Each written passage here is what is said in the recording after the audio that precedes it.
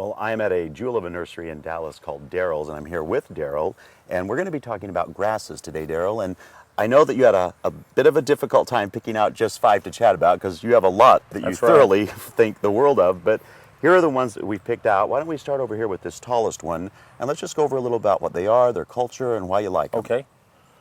The one over here is called Pumila. That's a dwarf pampas grass. I like it for many reasons. I like it because it's very short. It gets about 7 feet tall in bloom. Foliage-wise, about 6 feet tall and about 8 feet wide. Now, Daryl, that to some people, when you say short, tell us how big the other one gets, yes, though. Regular pampas grass gets about 15 to 20 feet tall in bloom. So definitely a much shorter version. Much shorter. And also the blooms, when the blooms come out, the inflorescences, they are real puffy and they're short. They're down into the foliage, so they don't have the chance to break off in the wind. And it is one of the most beautiful blooms on grasses, I think. Very pretty. Bloom.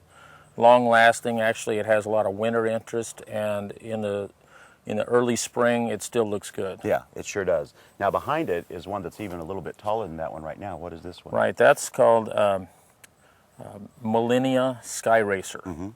And it's a very beautiful grass. The foliage-wise, it gets about 3 feet tall, and blooms get up to 8 feet tall. Nice. And they have a lot of movement in the wind. Now, these are not fresh flowers. These are flowers that are actually fresh in May, and they still look good. Yeah, they sure do. They had a lot of interest. Right. Now, I like this stripy thing here.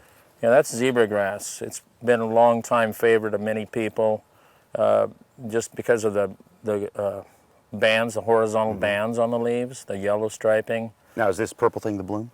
No, the purple. No, of course it's not. Purple thing is a penstemon, and I just like using penstemons with grasses, and especially with yellow. Yeah. So it just really stands out. there with Both of them stand out that way. Now, I have to say that one of my favorite grasses, Daryl, is the Hakanakloa, the Japanese forest grass. I think they're stunning, they're soft, they're a beautiful grass. Obviously, you like it too. I obviously do, yes.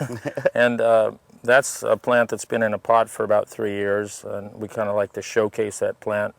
However, the best use of this grass is in the shade. Yes. There is some burn on some of these leaves, and that's from the heat in the last few days where it just got a little bit of sun and it can burn up. So it's definitely a great grass for the shade. It goes good with hostas and ferns.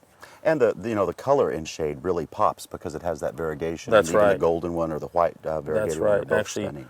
Actually, this one's a little bit lighter because of the filtered sun that it does get, but the gold color is really beautiful. And you know what? Before we go to this next one, Daryl, I think a lot of people get confused that grasses don't bloom, but they actually do. The inflorescence is the bloom of the grass. Yeah, there are some blooms on that Hakanakloa there, but they're very insignificant. Well, now you told me on this one that you had cut the blooms off. Tell me about this and why you cut them off. Yes, the Carricks Cappuccino. It's a sedge, evergreen or ever-bronze sedge. Lovely color. Very beautiful. Very beautiful in a mass more than a single plant. And because the blooms get so long, it's best just to cut them off because you'll be tripping Well, over them. exactly. The blooms get up to 6 feet long. Here's one here actually that's nice. The end is the flower part. It's not very exciting, but they'll get up to 6 feet long. People trip over them. So many times we just pull them out. Just cut them out. Yeah. Well, there are so many more grasses than this, and I know Daryl has a lot that are his favorites. We invite you to come on out to Daryl's out in Dallas and talk to them about grasses. Daryl, it's always a pleasure to see you, man. Thanks a lot. Thank you.